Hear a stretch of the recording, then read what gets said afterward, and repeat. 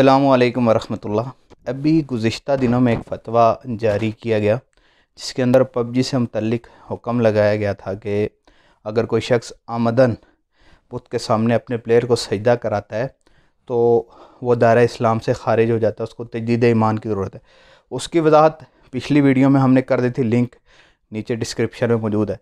लेकिन एक बात की आपके सामने वजाहत कर दूँ कि बार बार लोग यही सवाल कर रहे हैं, यार जो पबजी खेल रहा है उसको दोबारा तजदीद ईमान की ज़रूरत है, दोबारा कलमा पढ़ने की ज़रूरत है। बार बार लोग सवाल पूछ रहे हैं, इसलिए थोड़ी वजाहत कर लूँ।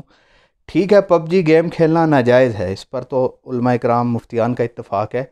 लेकिन ये किसी ने फतवा नहीं दिया कि नाउज़ुबिल्लाह उसकी खेलने की वजह से वो शख्स दायरा इस्लाम से ही खारिज हो गया, उस शख्स का निकाह ही टूट गया, अब उसको दोबारा तजदीद ईमान की भी ज़रूरत है। ये सिर्फ़ और सिर्फ लोगों ने इस बात को इतना फैला दिया कि दिन रात जैसे जंगल में आग लगती है, इस तरह ये बात फैली कि लोगों के अंदर ये बात बार बार मशहूर हो रही है और बार बार लोग वजाहत तलब कर रहे हैं। मुझे आप एक बात बताएं। सबसे पहली बात तो ये है कि जिस अपडेट पर वो फतवा दिया गया था, जिस मंजरनामे की वजह से वो फतवा दिया गया था, अब वो गेम के अंदर मौजूद है ही नहीं। जब मौजूद ही नहीं है तो ये हुक्म ही ख़त्म हो गया।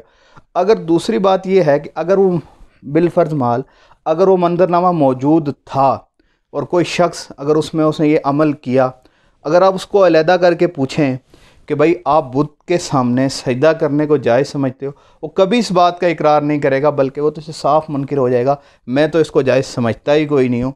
तो फिर आप बताएं कि ये हमारे आजकल लोग मतलब इतनी बात को फैला दिया कि यार लोगों के जीना हराम कर दिया। हर बंदा वजाहत तलब कर रहा है कि यार इसका क्या हुक्म है, इसका क्या हुक्म है। तो वाज़े लफ्ज़ों में आपके सामने बता दिए कि भाई ऐसा कोई भी हुक्म नहीं है कि अब किसी पर ये हुक्म लगाया जा सके कि उसको तजदीद ईमान और तजदीद निकाह की ज़रूरत पड़ेगी, क्योंकि मंजरनामा ही ख़त्म हो गया। तो बकाया इसकी वजाहत कर दी कि उस आदमी को अकेले में जाके पूछें तो कभी भी इस चीज़ पर राज़ी नहीं होगा कि मैं बुत के सामने जाके ख़ुद सजदा करूं या प्लेयर का सजदा जायज़ समझूं। तो इसलिए लोगों के अंदर तशवीश मत फैलाएं।